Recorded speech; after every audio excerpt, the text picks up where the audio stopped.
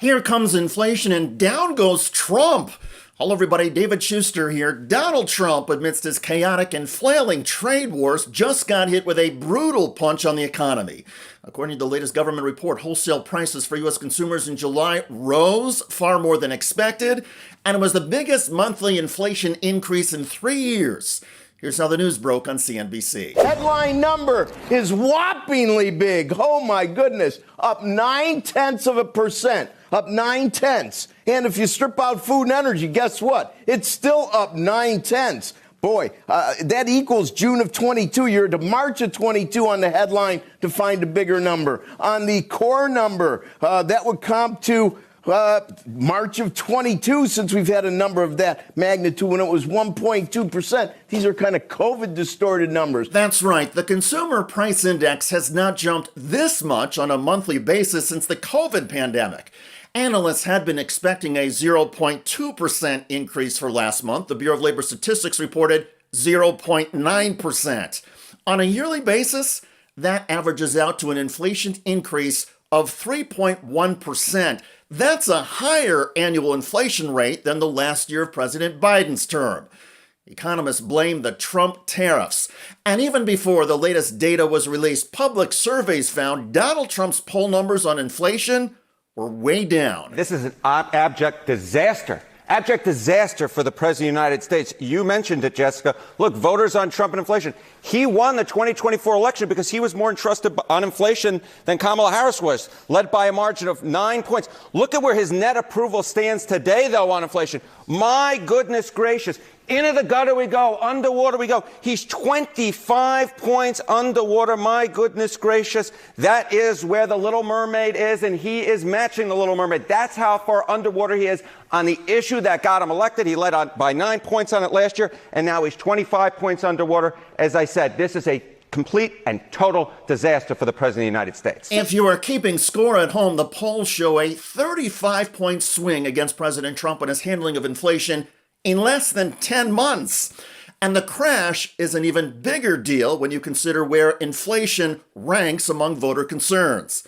Again, CNN's Harry Enton. It's a runaway. It's inflation. It's 34% compared to the economy, which is basically very similar at 16%, Medicare and Social Security at 14%. But the bottom line is voters in poll after poll after poll say that Donald Trump has taken his eye off the ball, off the big issue of the day, which is inflation, and that is why Donald Trump is way underwater on this issue, and it's why Democrats have caught up to Republicans on the all-important issue of inflation. The polls show that Democrats as a party are now slightly ahead of Republicans on the issue of who is better trusted on the economy.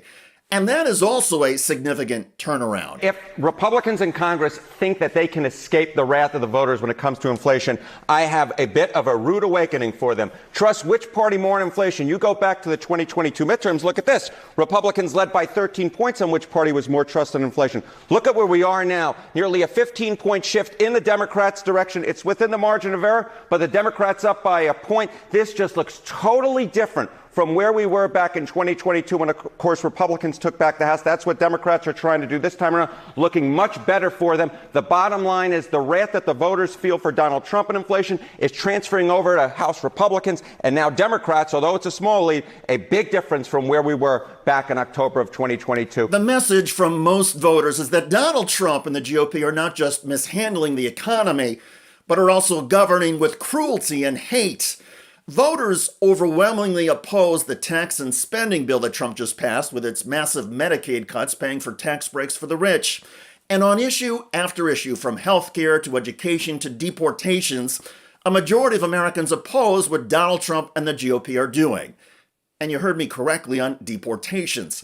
Because while a majority of Americans support tamping down immigration, a majority of Americans also oppose the deportations being carried out and say the sweeps violate due process and trample on constitutional rights.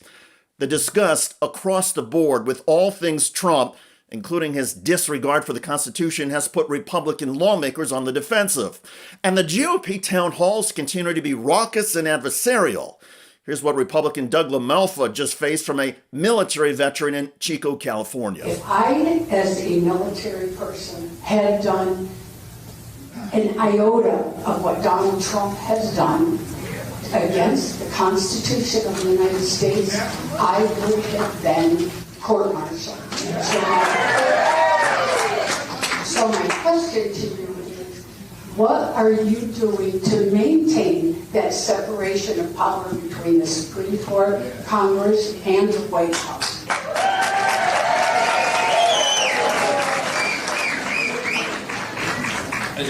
That's a good and important question. We in the U.S. House and the Senate need to assert our portion of that triad.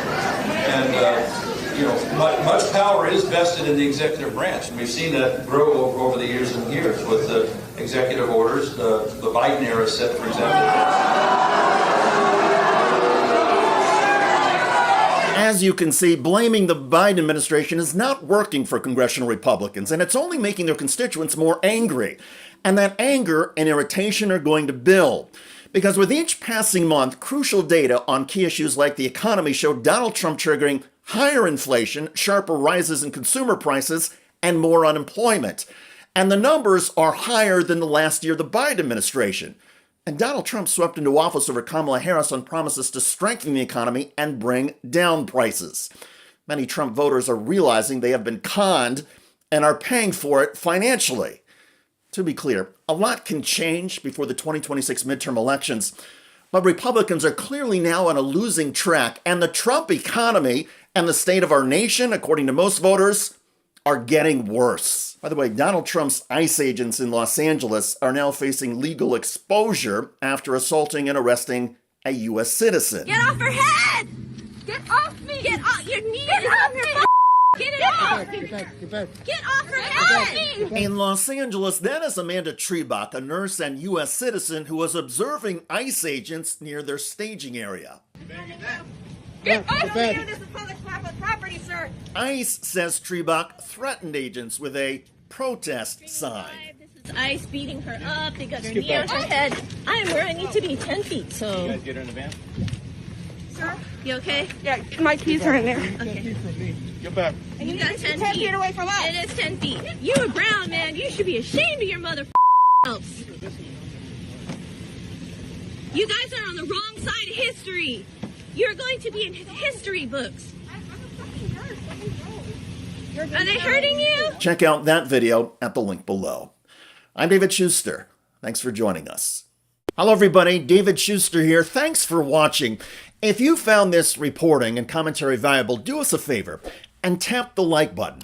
For more content like this, hit the subscribe button and ring the bell. That way, you'll be notified on your YouTube homepage when we drop a new video. If you are tired of corporate spin and want honest, people-focused news, click the join button below and be part of the fight for a better future. We wouldn't be here without your support.